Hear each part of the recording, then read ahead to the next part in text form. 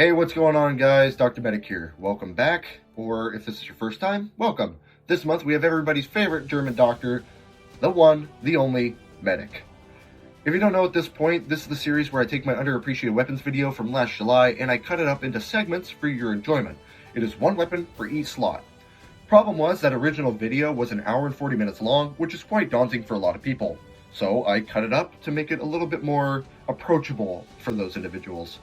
To make it interesting though, especially for those who have seen the original video, this one will have at minimum one new segment, if not two, at the end created specifically for this video that you will not find in the original.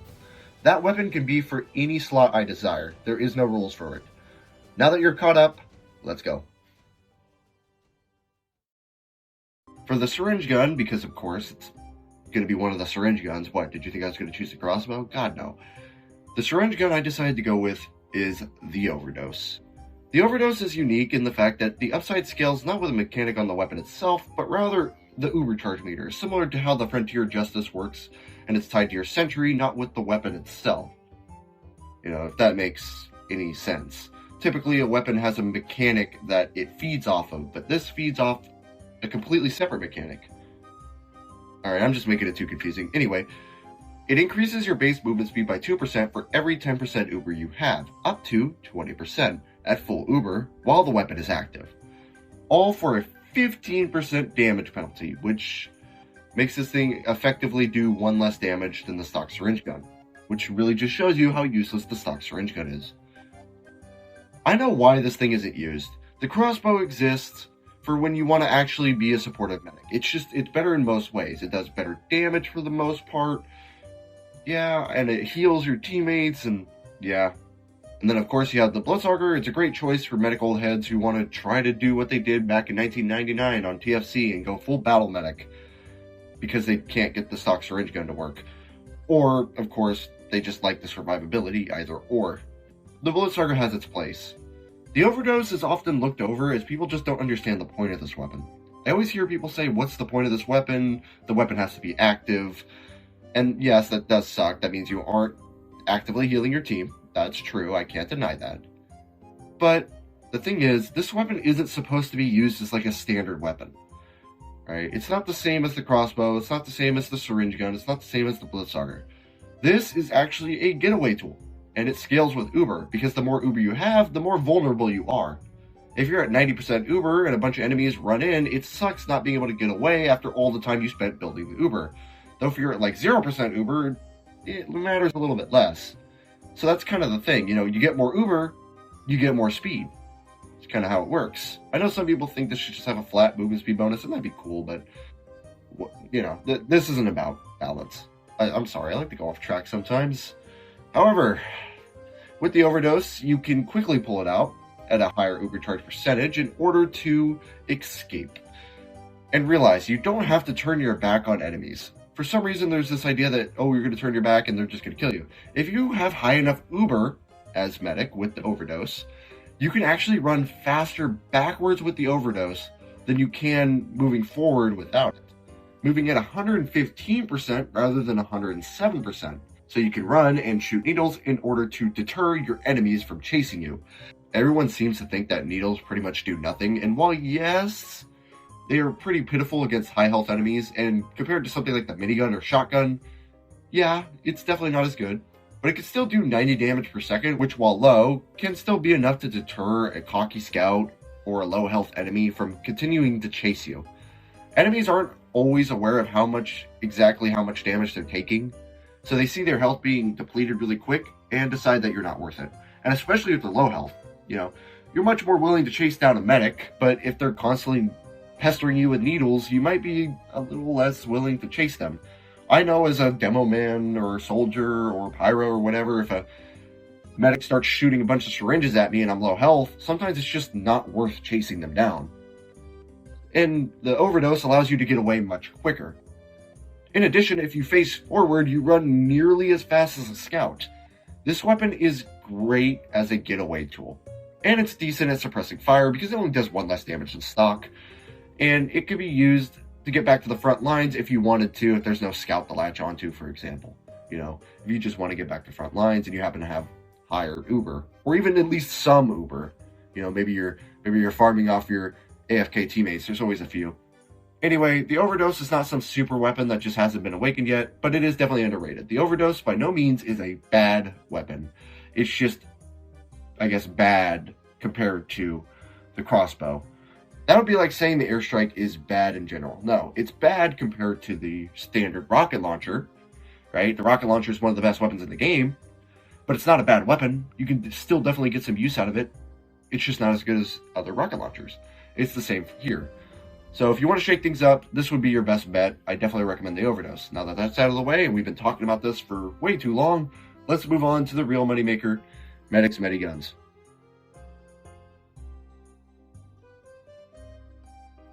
I was quite literally using this Medigun in the last segment. I mean, this is the only Medigun that would actually make sense for this. People know the power of the Vaccinator, people know the power of the Kritzkrieg, people know the power of the stock Uber, but people always sleep on the Quick Fix. The Quick Fix suffers because it doesn't have as much of an identity as the others. Stock is your all-arounder and a great stalemate killer. The Kritzkrieg causes devastation, but not as much survivability. The Vaccinator is a mistake. The Quick Fix, however, is often forgotten. The Quick Fix has a flat 40% faster heal rate, which increases the base heal rate in combat from 24 health per second to about 34, and out of combat brings the base heal rate from 72 up to about 101. The Quick Fix also has a unique Uber that offers a 300% faster heal rate, which means if you're in combat, it can heal an astounding 101 health per second, and out of combat closer to 303 health, meaning that you could heal a heavy up to full in about a second, which is pretty insane. It also gives full resistance to knockback from any weapon, Air Blast, the Loose Cannon, Force of Nature, anything that has any sort of major knockback. The Quick Fix also comes with a 10% faster Uber build speed and allows you to mirror your target's blast jumps or shield charges. It used to also allow you to run at scout speed. Well, it was the only Medigun that did. However, every Medigun would eventually get the ability to do that in, I believe it was Meet Your Match. So it is no longer unique to the Quick Fix. I don't even know why I brought that up. Anyway, the downside is a 50% max overheal penalty. And then, of course, the fact that Uber Charge doesn't make you invulnerable, I guess. The Quick Fix suffers because, once again, it really doesn't have an identity like the others, and people often don't like it for pushes. To be honest, this weapon best shines if there are 2 or more medics on the team. I know, that's really rare for casual, but you have one medic run stock or crits, and the second medic run this, or I guess max. But we're specifically talking about the Quick Fix, because the Vaccinator is a little bit better while defending compared to attacking, but good medic can make anything work, I guess. The Quick Fix is just a really good survival tool for your teammates. Like I said, it's not the best for pushes, especially into a group of a lot of enemies, and it doesn't offer you the damage of the Kritzkrieg or invulnerability of stock, so once again, yeah, it's not great for big pushes, but it is a phenomenal medigun for keeping your teammates alive out of combat. They come back from the front lines, you patch them up way quicker, allowing them to get back into the fight and apply more pressure. The Uber Charge is also good when one medic pushes and there isn't a ton of enemies and you need to cap a point or something. This Medigun is a bit slept on and can be a good pick for a supportive medic. Once again, this Medigun is best for small pushes or if there is already another medic on the team. This probably shouldn't be the Medigun that you go for if there's only one medic, or, you know, unless you're playing like Capture the Flag or something, where then it really doesn't matter. Why are you even playing medic on CTF? Whatever. But while this isn't all the time, especially in a casual setting, it can be good to have as a backup. It's a great Medigun, it's slept on, but now it's time for us to move on to Medic's melee weapons. You might be surprised by my choice, or maybe not, I don't know.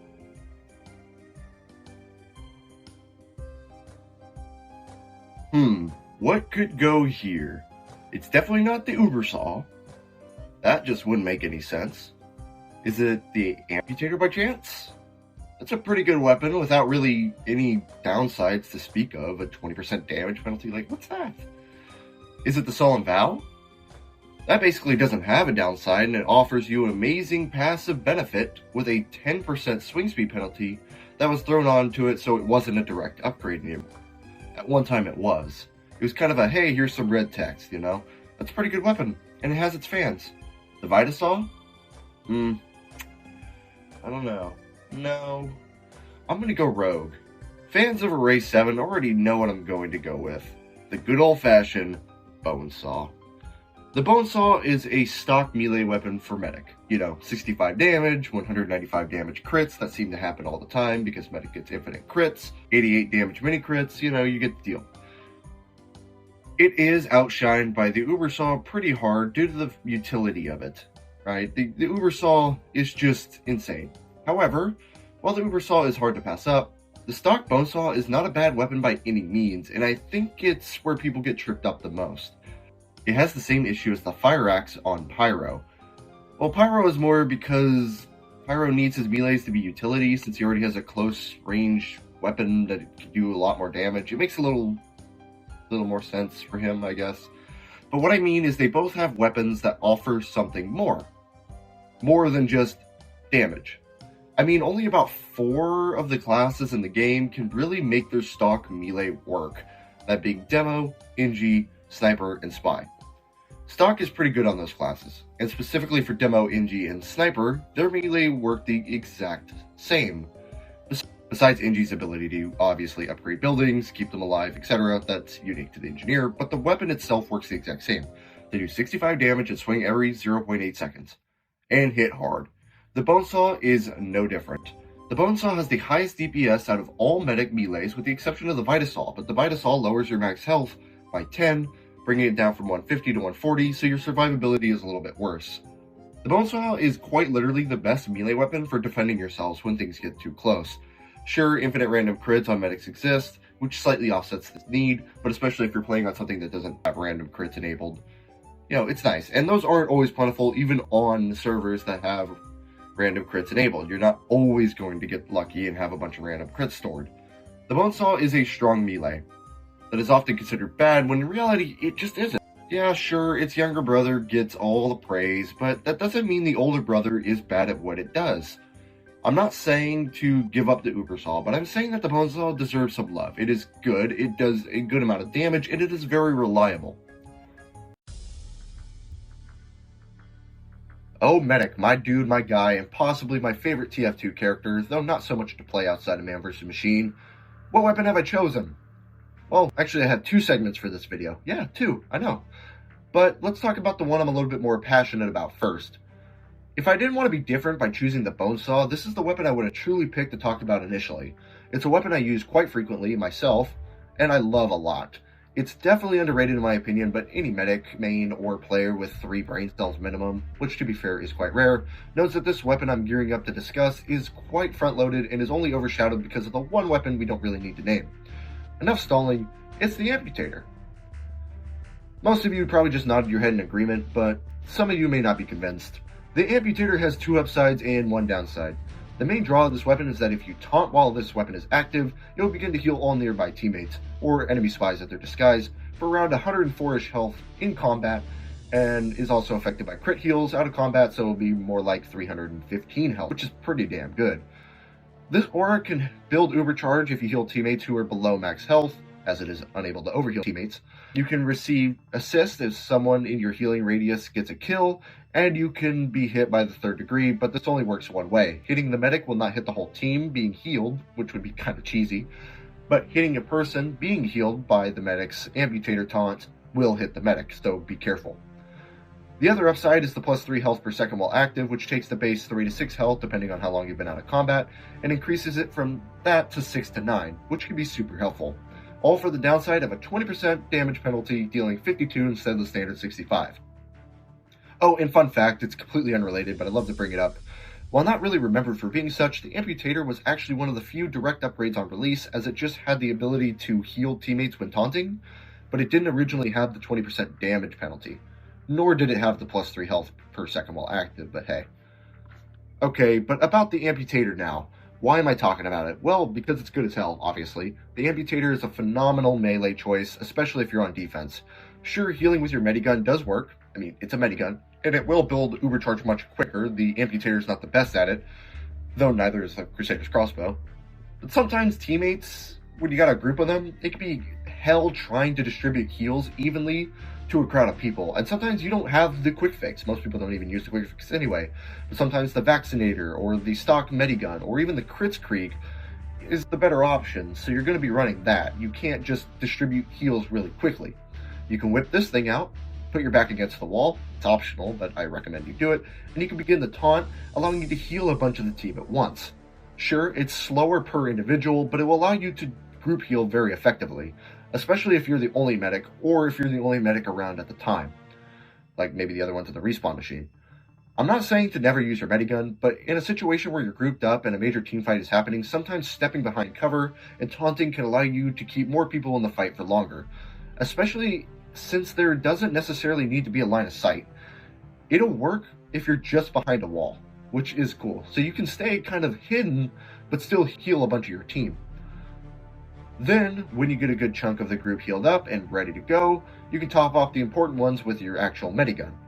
This is the best way to use it. You may surprise yourself, but being a slightly better living dispenser that doesn't dispense ammo but still can be a quite good occupation for medic. On top of that, the +3 health per tick isn't too shabby either. This allows you to heal super quick while you have it deployed. Is it always going to be the decider between life and death? No, but it will allow you to get into fights much quicker, or it may not require you to have to seek out health. Both these amazing benefits come at the downside of a 20% damage penalty. The penalty isn't even terrible. The thing can still random crit, and you'll see those -156 quite frequently. Not even taking those into account, while it can be felt, it isn't absolutely devastating. The benefits heavily outweigh the negatives tenfold. The only reason this weapon isn't used by every medic is because the Ubersol's 25 Uber on swing is just so stupid good and it's hard to pass up. I completely understand why this weapon's overshadowed. But despite this, if you want to shake up your crossbow plus medigun of choice plus Ubersaw kit, which I know you run, every medic has it, I heavily recommend the Overdose for a primary, but specifically the Amputator for a melee weapon if you want to try something new. You may find that the benefits of this weapon make it fun and effective as an alternative to the item that doesn't need to be named again. So give it a shot if you haven't in a while.